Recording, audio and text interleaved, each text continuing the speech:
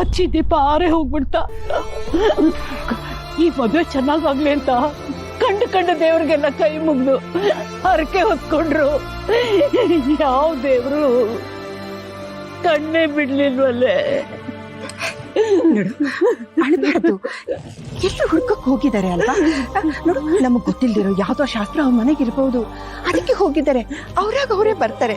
ನೀನ್ ಸುಮ್ನೆ ಕೆಟ್ಟ ಯೋಚನೆ ಮಾಡ್ಬೇಡ ಕಡೆ.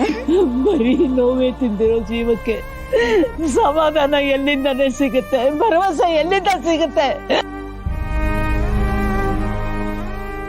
ಯಾವತ್ತು ಮನೆಯವರ ನೋವಿಗೆ ಹೆಗಲಾಗ್ಲಿಲ್ಲ ನನ್ನಮ್ಮ.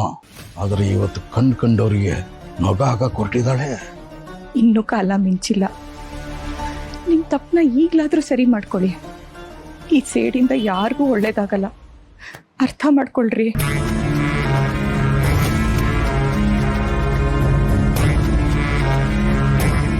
ನೋವಾಗ್ತಾ ಇದೆಯಾ? ನನಗೆ ಸಂತೋಷ ಆಗ್ತಾ ಇದೆ.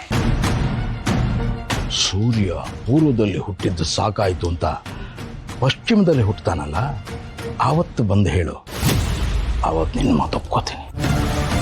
ಅಲ್ಲಿ ತನಕ ಎಲ್ಲ ಸತ್ಯ ನಿನ್ನ ಮನಸ್ಸಿನಲ್ಲೇ ಇರಬೇಕು. ಇಲ್ಲ ಅಂದ್ರೆ ಕಾರಣ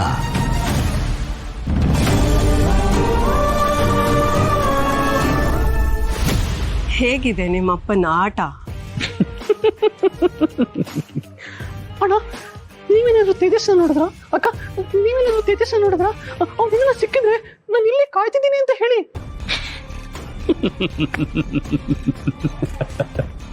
ಪಾಪ ಅತ್ತೆ, ನೀವಾದ್ರೂ ಹೋಗಿ ಹೇಳಿ ಅವ್ರು ಎಲ್ಲಿದ್ದಾರೆ ಅಂತ.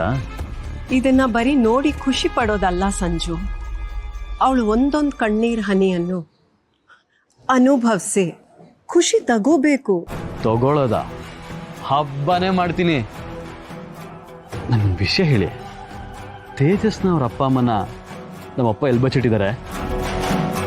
ನಿಮ್ಮಪ್ಪ ಅವ್ರ ಹೆಜ್ಜೆ ಗುರ್ತನ್ನ ಯಾರಿಗೂ ಸುಲಭವಾಗಿ ಬಿಟ್ಕೊಡಲ್ಲ.